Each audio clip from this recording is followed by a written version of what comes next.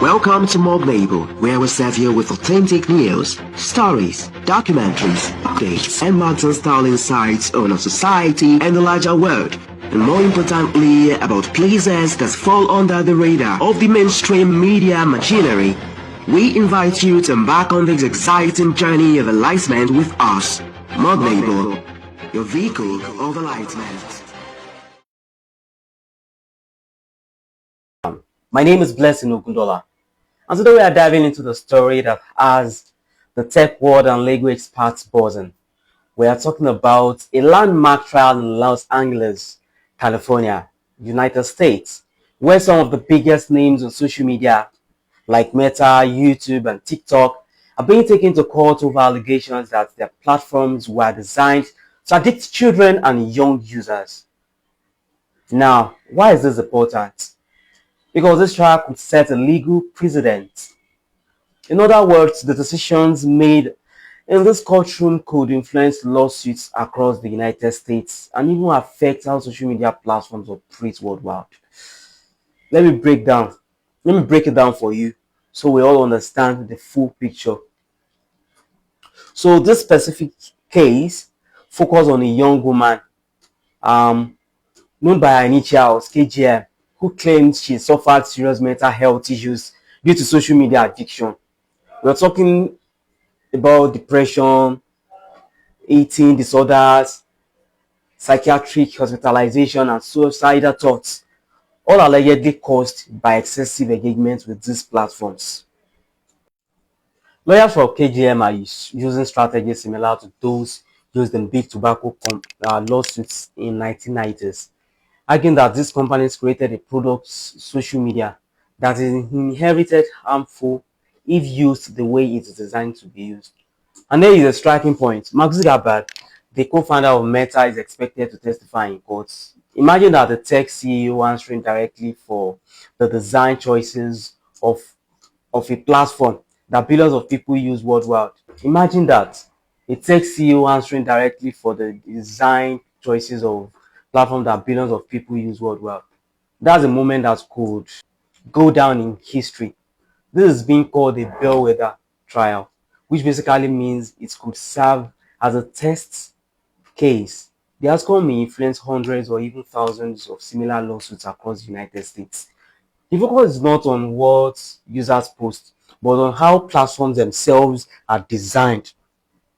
The claim is that algorithms and features are engineered to keep users scrolling for as long as possible. And when those users are young and vulnerable, the risks are even higher. Snapchat, for example, has already reached a deal to avoid a civil trial. Meta, TikTok, and YouTube are fighting to protect themselves under Section 230 of the United States Communications Decency Act, which shields platforms from liability for user-generated content. But this case is different. It's not about content. It is about the very design of the platform. So what happens if the plaintiffs win? Here are some possibilities. Social media companies might be required to change how their platforms are designed, especially algorithms targeted children and teens. There could be financial compensation for victims similar to the settlements against tobacco companies. It might also spark stricter regulations or new laws governing tech platforms and their responsibility to users. And importantly, it may raise awareness among parents, schools, and governments about the potential risks of social media addiction. Let's discuss the dangers of social media. Understanding them helps us to see why this trial is so significant. And number one danger is addiction. I hope you know that social media is engineered to capture attention. Infinite scrolling, push notifications, autoplay videos, all designed to keep us glued to our screens. Two, mental health issues. Excessive use has been linked to anxiety, depression, low self-esteem, and even eating disorders, especially among teens and young adults. The third one is sleep disruption. Nighttime scrolling is a huge issue. It causes a lack of sleep, And lack of sleep affects learning, memory, mood, and even our productivity, our level of productivity. Another one is social comparison. Platforms promote curated content, perfect vacations, ideal borders, filtered lifestyles, which can make users feel inadequate or insecure, and you feel like you're not doing enough. Another one is cyberbullying or harassment.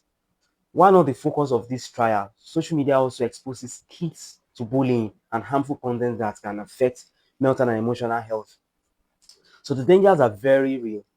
And this trial is highlighting that these risks may be designed in, not accidental. Let us also kick into the benefit of social media. Social media has key benefits too. We need to be fair and balanced here. We have that of connectivity. We can stay in touch with friends, family, and communities worldwide. And another is information and awareness.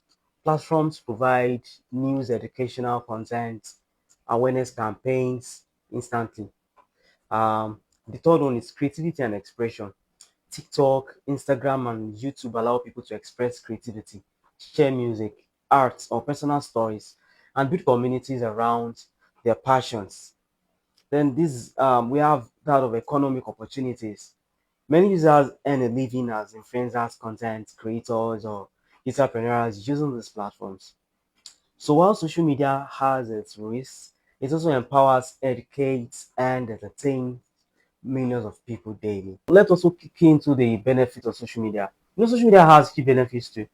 We need to be fair and balanced here. We have that of connectivity. We can stay in touch with friends, family, and communities worldwide. And another is information and awareness. Platforms provide news, educational content, awareness campaigns instantly. The third one is creativity and expression. TikTok, Instagram, and YouTube allow people to express creativity, share music, art, or personal stories, and build communities around their passions. Then this we have that of economic opportunities. Many users earn a living as influencers, content creators, or entrepreneurs using these platforms. So while social media has its risks, it also empowers, educates, and entertains millions of people daily. Founder of Social Media Victims Law Center, Matthew Bagman, he once said, "We are not faulting the social media companies for failure to remove harmful content. We are faulting them for designing their platforms to addict kids and for developing algorithms that showcase not what they want to see or what they cannot look away from." I mean, that's a powerful statement, right? So it challenges the entire business mood and model of modern social media. So now, Morganable wants to hear from you. I'm throwing this question to the audience, our viewers on Facebook and YouTube and Instagram. Do you think social media platforms are intentionally addictive, or is this just a matter of personal responsibility? If social media is banned, do you think it is going to be of advantage to humankind, or should it just be restricted to grown adults while kids and teenagers are left out? And to kids that are making money and earning from social media, if the social media is being banned for them, would they be able to make funds for themselves since they were not even having people helping them in the first place, and they have been assisting themselves with social media by making money from it? Now, if teenagers are banned from making use of social media, what's next? Do you think they'll be able to cope? Keep the conversation going in the comments. Let's share ideas, experiences, and solutions. And remember, scroll smart.